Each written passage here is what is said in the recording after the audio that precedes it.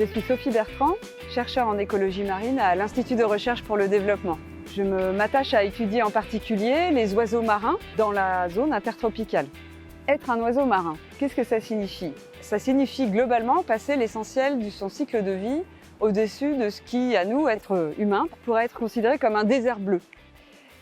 Donc tout ce cycle de vie où je cherche à m'alimenter se passe en mer, au-dessus d'espaces relativement pauvres. Cependant, les oiseaux marins font partie des rares animaux marins qui subissent la contrainte de devoir se reproduire à terre. Dans cette contrainte-là, les îles qui se parsèment au milieu des océans représentent des espaces très importants pour ces oiseaux marins, puisqu'ils sont les lieux privilégiés de leur reproduction. Ici, à Fernando de Noronha, je m'attache en particulier à étudier une famille, celle des sulidés.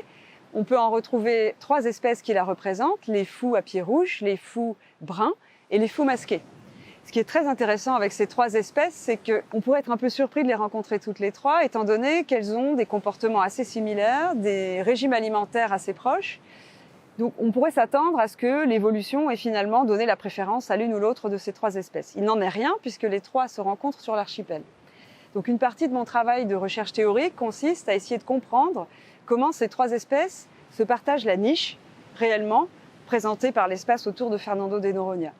Nous avons donc commencé depuis 2015 à développer des programmes de recherche qui s'attachent à regarder le comportement de ces animaux, leur comportement en mer en utilisant des instruments de biologuing, comme des GPS, des accéléromètres ou des capteurs de profondeur pour les plongées. Nous insistons aussi sur la description de leur régime alimentaire. En réalisant des prélèvements biologiques, on peut, grâce à des analyses isotopiques, reconstruire les familles de proies dont ils ont pu se nourrir.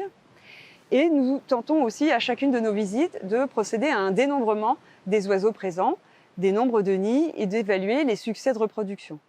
L'idée étant, en répétant ces différentes activités tous les ans, d'essayer de dissocier quels peuvent être les effets liés à la variation saisonnière, la variation générale du climat, ou éventuellement de possibles interactions avec les activités humaines qui pourraient mettre en péril le comportement et la santé de ces populations.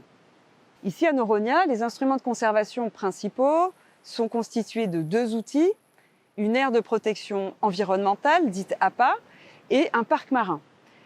Les tailles de ces zones protégées constituent une question en elles-mêmes. Si l'on souhaite que ces outils de conservation s'adressent à des populations d'oiseaux, on aimerait savoir, par exemple, si leur zone d'alimentation se trouve à l'intérieur de ces zones de conservation. Les premiers travaux que nous avons réalisés ont permis de montrer qu'en tout cas pour 2 des espèces, les fous à pieds rouges et les fous masqués, les zones d'alimentation étaient bien au-delà de ces surfaces protégées autour de l'archipel. On parle de voyages à la journée qui emmènent des oiseaux à s'éloigner de plus de 200 km de l'île dont ils sont partis. Des voyages qui constituent des parcours de plus de 500 km dans une seule et même journée. Tout ça pour pouvoir à la fois alimenter l'adulte et nourrir en général un seul poussin. La planification spatiale marine se doit de concilier différents usages. Parmi les usages, on a bien sûr les usages que fait l'homme de la nature, mais aussi la volonté de garder la beauté et la santé d'un écosystème. Là où les études d'écologie fondamentale sur les oiseaux marins peuvent entrer en jeu, c'est justement dans la définition de ces aires critiques qu'utilisent les oiseaux, soit pour se nourrir, soit pour se reproduire.